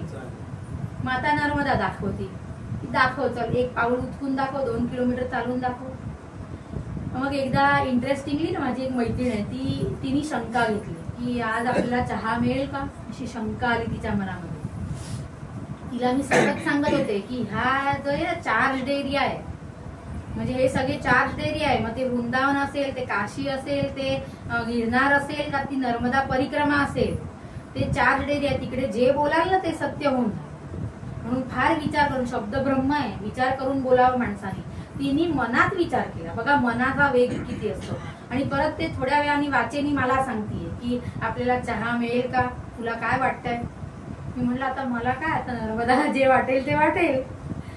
अख्खा दिवस खरं सांगते लोक समोर चहा वाटत होती, पण कोणी हिला नाही विचारलं की चहा हवाय का मी. आता असं आज तुम्हाला आश्चर्य वाटतं, मलाही वाटत होतं की सगळ्यांना जेव्हा विचारताय तेव्हा हिलाच काय बरं नाही विचारते की चहा हवाय का नाही हवाय. असं कसं शक्य असू शकतं. हे होतं नर्मदा, घडतं, बघितलेलं आहे. म्हणून ना नर्मदा किनारी सहसा शाण्या माणसाने काही बोलूच नाही, नर्मदेला बोलू द्यावं. तू कर बाई, तुला आज सकाळ झाली, तू उठवलं, आम्हाला परिक्रमेला नेतीयेस, खूप धन्यवाद. बनेल तेवढं तू चालवशील, त्या मार्गाने जाऊया, तू थांबवशील तिकडे थांबूया, तू खाऊ घालशील तिकडे खाऊया. हे असं शाण्या बाळासारखं मुकाटपणे जो नर्मदा किनारी चालतो नाही, म्हणजे त्याला चालवलं जातं तो खरा, म्हणजे त्याच्यावरती गुरुकृपा असं माना.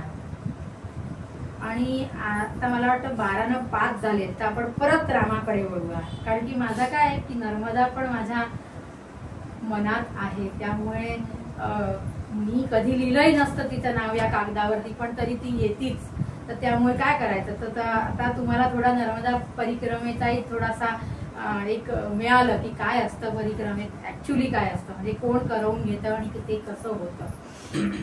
आणि आता ही चैत्राची नर्मदा परिक्रमा चालली, उत्तर वाहिनी आहे. आणि त्यामुळे प्रेमानंद महाराज असं म्हणतात की जेव्हा तुम्ही परिक्रमा लावत असाल ना, सहसा कोणाकडनं अन्न नका घेऊ, कारण की तुमचं पुण्य जाते. तर सहसा उपास ठेवायचा प्रयत्न करा, नाही तर तुमच्याकडे जे असेल ते घेऊन चालायचा प्रयत्न करा. आणि ते पिकनिक स्पॉट मुळीच नाही. म्हणजे आता जेव्हा मी बघते 2-3 वर्षापासून मी नर्मदा परिक्रमा नाही घालते चैत्रातली, कारण की मला असं वाटतं की मैया हा कुठला खेळ मांडलाय यार तू, म्हणजे हे कधी थांबावं असं. आता कळयुगाच्या प्रभावात आणखीन काय काय बघायला मिळेल की नाचताय लोक पिक्चरच्या गाणीवरती नर्मदा किनारी. अरे देवा नारायण, हेच बाकी होतं आता. ती जे दैवत जी वैराग्यासाठी पूजली जाती, दरेकाचा एक भाव आहे. कृष्ण तर प्रेम, राम तर मर्यादा, हनुमान तर सेवा, तशी नर्मदा तर वैराग्य. ते वैराग्य घेण्यासाठी चालताय ना तुम्ही, अगदी शेव उसळ खाताय, पापडीचे लोट हाणताय, म्हणजे काय काय म्हणजे काय purpose, you are defending the purpose of that परिक्रमा. It is actually meant to keep you aside from all this. तर त्याच्या जागेला तुम्हीच चालले, हा वाटच चुकीचा आहे ना. तुम्ही परिक्रमा करताना सर्वात पहिलं नर्मदे हर हा मंत्र आणि तुम्ही हे असायला पाहिजे. परिक्रमेचा खूप सुंदर एक 4 श्लोक, म्हणजे श्लोक नाही 4 पंक्ती आहेत. 1 निरंजन, 2 सुखी, 3 में खटपट, 4 दुखी. 1 निरंजन, एकटे चाला, तेव्हा तुम्हाला अनुभव येईल की तुम्ही एकटे नाहीये, नर्मदा आहे आणि तुमचे गुरु आहे. 2 सुखी, नवरा बायको चाला, कारण की नवरा असतो तिकडेच बायको असती, हे रामाने सिद्ध केलं, हे कृष्णाने सिद्ध केलं. मग तुम्ही बरं काय वेगळं करून घ्याल. मग तुम्ही जाल तेव्हा असं नाही म्हणायचं की मी तर एकटा चाललो, राहील ती घरी, कशाला, तिलाही घेऊन चला ना. ती तुमच्या बरोबर एवढं जर संसार केला तिने, तुमची मुलं बाळांना मोठं करते, तर तिचाही तो राईट आहे, तिलाही स्पिरिच्युअल मार्गावरती हे करा. तर नवरा बायको दोघं पाहिजे. मग 3 में खटपट और 4 दुखी. बघा 3 तिगडा काम बिगडा, म्हणजे 3 नसायला पाहिजे, 2 नाही तर 1. हे परिक्रमेचं जे आहे ना सूत्र मी बघितलेले डोळ्याने. लोक गावाच्या गावात चालतात, म्हणजे अख्खं गाववाले सगळे 15-16 जण निघतात. MP मध्ये ती प्रथा आहे, निघतात आणि परत आपल्याला धरून धरून विचारतात कैसन परिक्रमा ली है, म्हणजे कशी घेतली हो परिक्रमा तुम्ही, आनंदाने करताय का मग काहीतरी मागितलं आणि मागणं पूर्ण झालं म्हणून करताय. मग आपण सांगावं की आनंद से ली है, मग प्रश्न मिटतो. पण मग असं म्हटलं की परिक्रमा घेतली कारण की काहीतरी बाधा, कोण बाधा आली, अरे यार, मग ते प्रश्नाची जी झडी सुरू होती ना ती बघायची. त्यामुळे शहाण्या माणसांनी सरळ सांगावं आनंदाने घेतली आहे, आणि खरंच तसंच करावं. म्हणजे खरंच काही मागणं करून परिक्रमा नाही करू, म्हणजे त्याचा बिझनेस झाला, तू हे कर मग मी हे करते, म्हणजे हे तर एक हिशोबच आहे ना. आपण व्यवहारिक ह्याच्यात पण म्हणतो हजबंड वाईफला व्हॅलेंटाईनला गिफ्ट नाही देत, वाईफ रुगून असं फुग्गा होऊन बसती, अरे व्हॅलेंटाईन अख्खं जग साजरं करतोय, तुम्ही काय केलं माझ्यासाठी. तसंच देव आपल्याला म्हणतोय तू काय बरं केलं माझ्यासाठी, मी तुला एवढं सगळं शरीर दिलं, एवढं सगळं डोकं दिलं, बुद्धी दिली, हातपाय दिले, तुझ्यासारखं सुलभ सगळं करून दिलं, मग तू का मला विसरला. तू जेव्हा 9 महिने गर्भात होता तेव्हा बाहेर पडला, तेव्हा तू सांगितलं ना बाहेर पाडवाला मी तुझं नाव घेईन. मग आता बरं काय झालं तुझं नाव घ्यायचं. मग तू पुढे, म्हणजे आपण आपल्या मनात बघावं की कुठे चुकतोय आपण. आणि बिचारा असं तर नाही म्हणत की पोथ्या वाचा, अनुष्ठान करा, जप तप करा. कळयुगचं सर्वात मोठं श्रेष्ठ सामर्थ्य की फक्त नामाने करला जातो. सतयुगात आणि ते बघतोच ते आपण, ते त्रेतामध्ये रावण असे बसले, ते युगानुयुग तप करताय. ती बिचारी पार्वती किती झटली की शंकराने तिच्या गळ्यात माळा घालावी, तप तप केलं, अपर्णा नाव पडलं, फक्त पानं खात होती. ते तशी परिस्थिती तर आपल्यावरती नाही आणून सोडली ना, फक्त एक राम नाव घ्यायला सांगितलं, ते तरी घ्या. आणि कोण रोखतंय तुम्हाला हो ते घेण्याहून. आपण आपल्या स्वतःला विचारा, कोण रोखतंय मला हे रामनाम घेण्याहून. आपणच आपले दुश्मन. जगाला कशाला काही सांगायला पाहिजे. आपण नाही हो, नाही जमत हो, आता वय झालं आमचं. अरे वय कसली आली नाव घ्यायला. म्हणून मला असं वाटतं की राम जन्म म्हणजे काय, तो असा साजरा करायचा की जसं आपण नेहमी करतो की चला छान आता रामाचा जन्म झाला, ह्या नक्षत्रात रामाने जन्म घेतला, रामाची राशी ही होती, मग बघा कसे सगळे नारद देवगण वर्ण पुष्प वर्षा करतात, ते कौशल्येने छान रामाला जन्म दिला. मग त्याच्यानंतर पाठोपाठ कोण आलं म्हणजे पाठोपाठ आला भरत, मग त्याच्या पाठोपाठ कोण आलं म्हणजे लक्ष्मण आले, मग त्याच्या पाठोपाठ कोण आलं शत्रुघ्न आले. अरे बघा सगळे देव जमले, काय सुंदर हे रामचं जन्म, किती छान सोहळा, तो किती 12 दिवस चालला हो तो सोहळा. अयोध्येत 12 दिवस चालला तो सोहळा. तो सोहळा नाही हो महत्वाचा, त्याच्या आधीच महत्वाचा. 1 वर्ष जे दशरथांनी तप केलं, कारण की वशिष्ठांनी त्यांना सांगितलं की तप करा. असेच येतात का देव? इतका सरळ सोपा आहे का देव आणणं? नाही, देव यायला एक पूर्व परिस्थिती लागती. जेव्हा जेव्हा अवतार झालाय तेव्हा तेव्हा असं काही घडलंय की त्याला यावं लागलंय. मग ते काय घडलं होतं त्या काळी? दानव जे होते ते एवढे सगळे माजलेले की त्यांचं काहीतरी तर करायला पाहिजे ना. आणि तोच बोलला गीतेमध्ये, परित्राणाय साधूनाम विनाशाय च दुष्कृताम.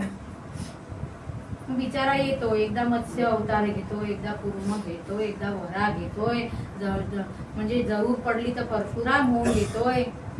अजून एक बाकी आहे, ते तोपर्यंत आपण तुम्ही नसूयाच, अर्थातच नसूया. आणि त्यामुळे नसावंच. आत्ताच काहीतरी कसं तरी वाटतंय ना, हे लोक असे रेप करताय, हे करताय, ते करताय, ते बघूनच असं वाटतंय की अजून किती कळी काळ, म्हणजे हाच प्रभाव झेलला नाही जाते तर पुढे काय झेललं जाईल आपल्याला.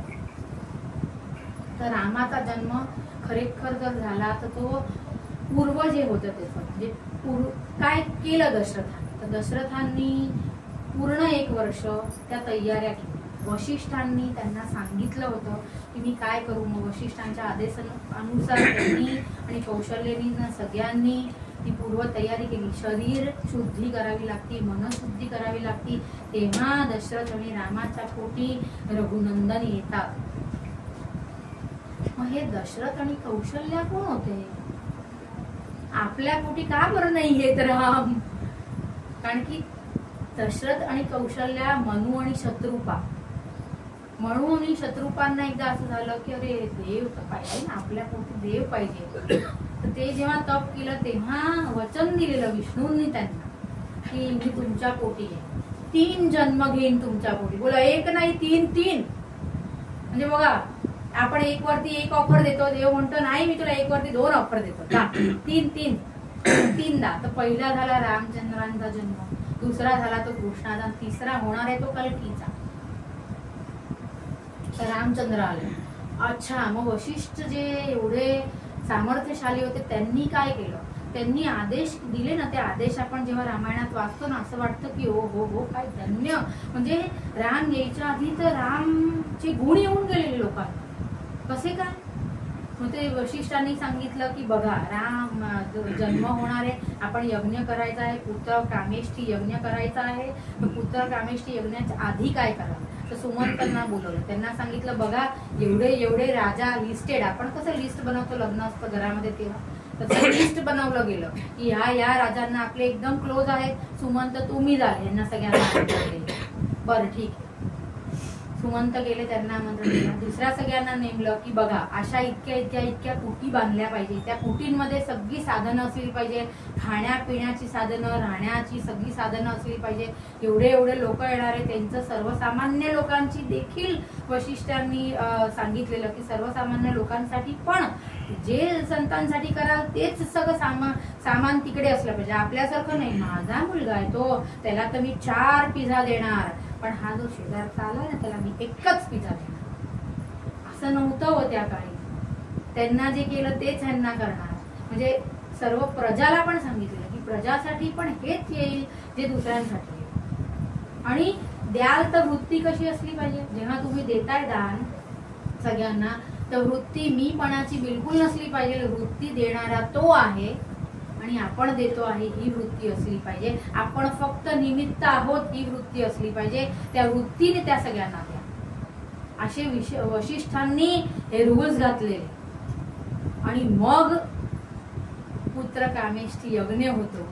त्या काही लोक अशी होती ना की जी काय म्हणतात, ज्यांना ईर्ष्या होती, ज्यांच्या मनामध्ये असूया होती, ज्यांच्या मनामध्ये की दशरथ ज्यांना पुत्र नाहीये, मग रघुकुला एक पुत्ररत्न मिळेल, म्हणजे लोक अशी विघ्न घालायची, म्हणजे लोक म्हणजे राक्षस विघ्न घालायची.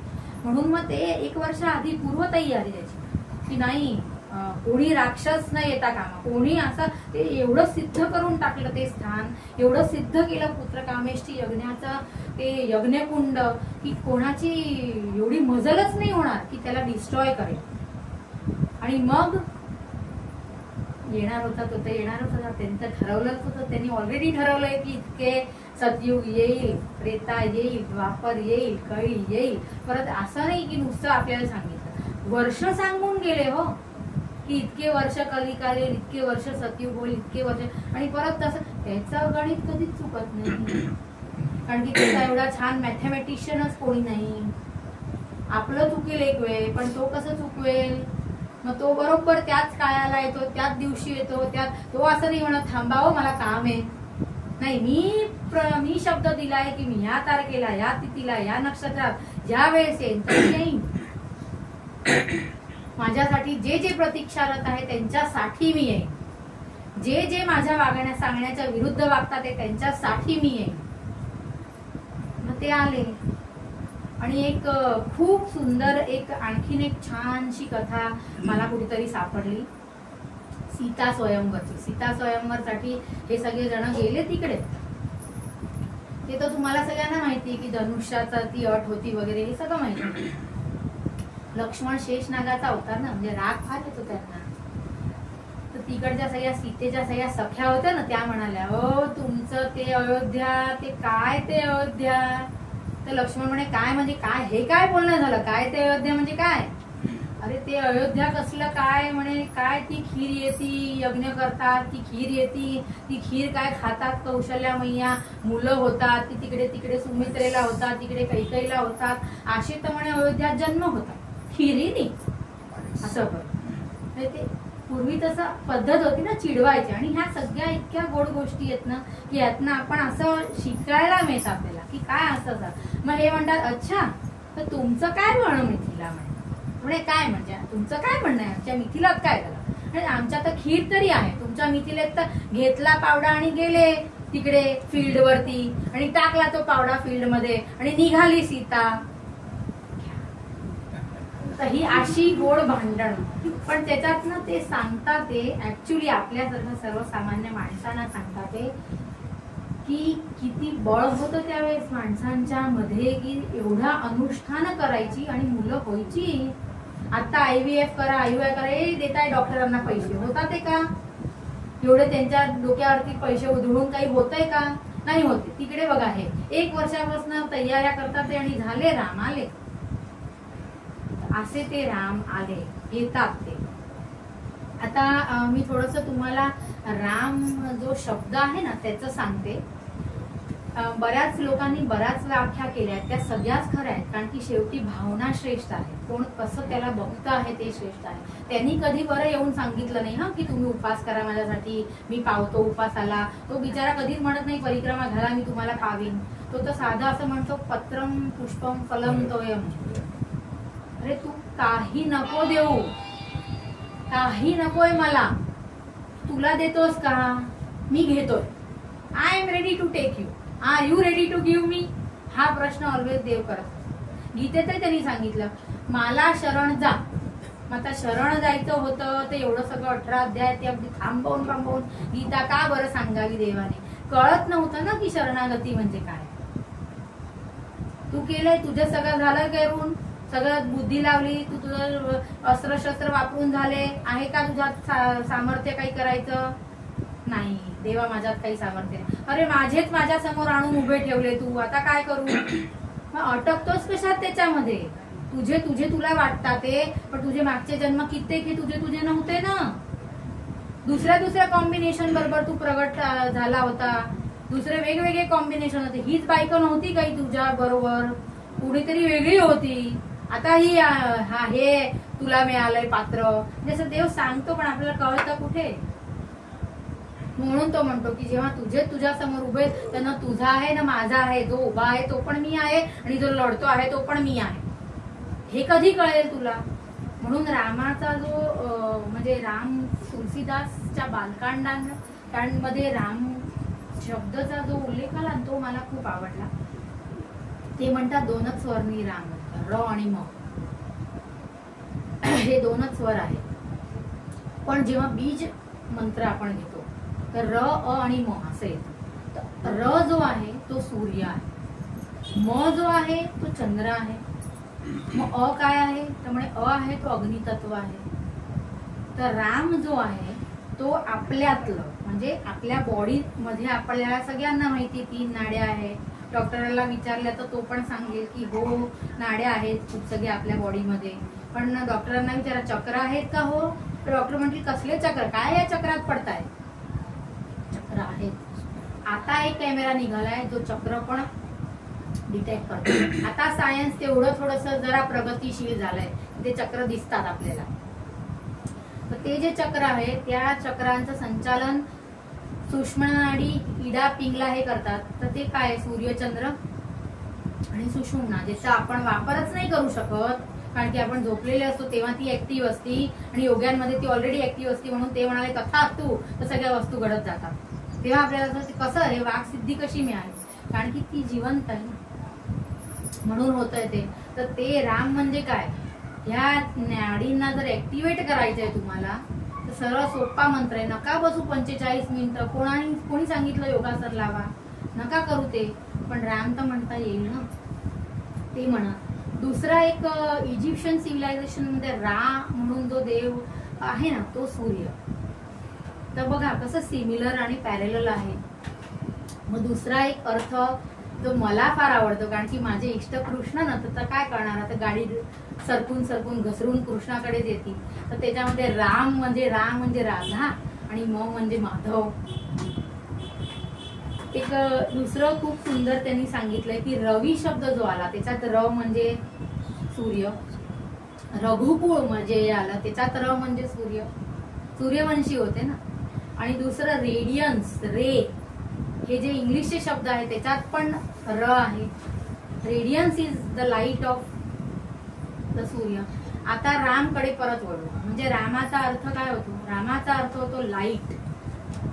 कारण की आपण काय म्हणतो असतो मा सद्गमय, तमसो मा ज्योतिर्गमय. शेवटी तो काय आहे, तो एक प्रकाश आहे.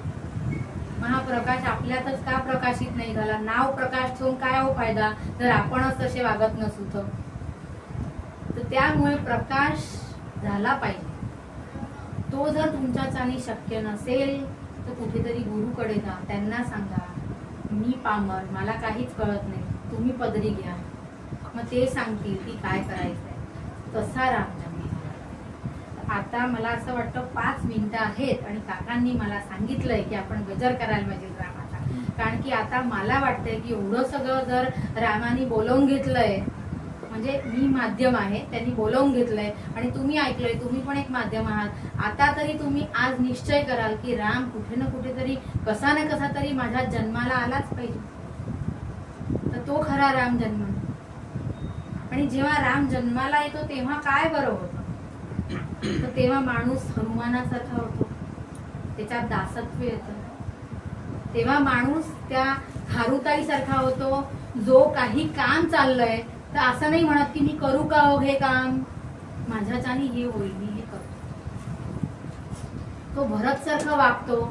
तो म्हणतो की मी हेड ऑफ द फॅमिली आहे, पण मी हेड ऑफ द फॅमिली नाहीये, राम करतोय, करता राम आहे. हे भरताचे गुण येतील त्याच्यामध्ये. म्हणजे हे जे सगळे रामाच्या आजूबाजूला होते ते सगळे गुण तुमच्या फक्त एका राम नाम घेण्याने अंगीकार होतील, तुमच्यात ते येतील, तो प्रकाश येईल ज्याला आपण राम म्हणतो. हे एक असं नाव आहे की जे शांती देतं तुम्हाला. तुम्ही राम म्हणा आणि राग जायचा होतो. एक आणखीन एक आहे की शंकराची भूमी काशी आहे. त्याचं दैवत शंकर आहे. आणि जेव्हा एक जणांनी असं बघितलं की शंकराच्या दैवत स्थानामध्ये म्हणजे शंकराचं दैवत राम आहे आणि शंकराच्या स्थानामध्ये जेव्हा मृत्यू होतो तर राम नाम सत्य आहे, राम नाम, ते शिवनाम सत्य आहे का नाही आलं? मग तिकडे राम नाम का सत्य आलं? मग शंकराला काय बरं जरूर पडली? ते स्वतः सिद्ध नव्हते तर रामाचं नाव आलं तिकडे. राम आहेच असे, शंकराचं ते दैवत आहे. तुम्हाला शंकर प्रिय असा वाटत असेल तर रामाला धरा. जसं कृष्ण हवा असेल तर राधाला धरा, कारण की तिला धरल्याशिवाय कृष्ण तुम्हाला धरणारच नाही. म्हणजे हे बघा, हे सांगतंय की माझ्यात मीपणा देवानी देखील नाही धरला, तर मग तुम्ही आम्ही का बरं धरावं? मग रामाचं आपण नाव घेऊ आणि त्याला सांगू की हे बघ, आमची मती तर फारच कमी आहे, कलुषितही झालेली आहे, कारण की कलिकाळाचा प्रभाव एवढा आहे आमच्यावरती. मग आता तू तरी अवतरित हो. आम्ही वाणीनी घेतो, मे बी आमच्या मनात तो नाही चाललाय, पण तरीही त्या वाणीनी हळूहळू का होईना तो मनावरती एक प्रभाव येईल त्याचा, आणि मग तो प्रभाव जसा जसा वाढेल तसा तसा तो लोकांपर्यंत पोहोचेल. त्या भावनेनी आपण आज राम जन्म करू. चालेल ना काका? चला, आता धून आहे त्याच्यासाठी तुमचा साथ लागेल मला.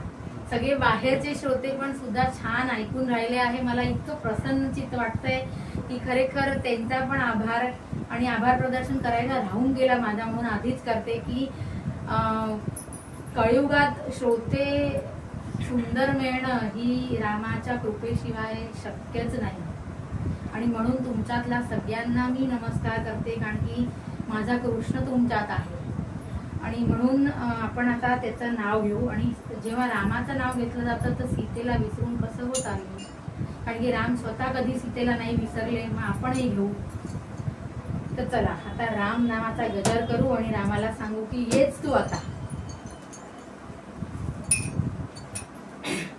सीताराम सीताराम सीताराम सीताराम दशरथ नंदन जय श्रीराम. सीताराम सीताराम सीताराम सीताराम सीताराम सीताराम दशरथ नंदन जय श्रीराम. सीताराम सीताराम सीताराम सीताराम सीताराम सीताराम जानकी जीवन जय श्रीराम. सीताराम सीताराम सीताराम सीताराम सीताराम सीताराम जानकी नंदन सीताराम. सीताराम सीताराम भरत वंदनीय श्रीराम. सीताराम सीताराम भरत वंदन श्रीराम. सीताराम सीताराम लक्ष्मण पूजित जय श्रीराम. सीताराम सीताराम लक्ष्मण पूजित जय श्रीराम. सीताराम सीताराम सीताराम सीताराम सीताराम सीताराम सीताराम सीताराम सीताराम सीताराम. बाहेरच्यांची साथ लागेल हा का, त्यांचाही आवाज मध्येपर्यंत पोहोचला पाहिजे. सीताराम सीताराम सीताराम सीताराम सीताराम सीताराम सीताराम सीताराम सबरी रंजन जय श्रीराम. सीताराम सीताराम सबरी रंजन जय श्रीराम. सीताराम सीताराम सीताराम सीताराम सीताराम सीताराम सीताराम सीताराम सीताराम सीताराम केवट पूजित जय श्रीराम. सीताराम सीताराम केवट पूजित जय श्रीराम. सीताराम सीताराम सीताराम सीताराम दशरथ नंदन जय श्रीराम. सीताराम सीताराम दशरथ नंदन जय श्रीराम. सीताराम सीताराम कौशल्यासुत जय श्रीराम. सीताराम सीताराम कौशल्यासुत श्रीराम.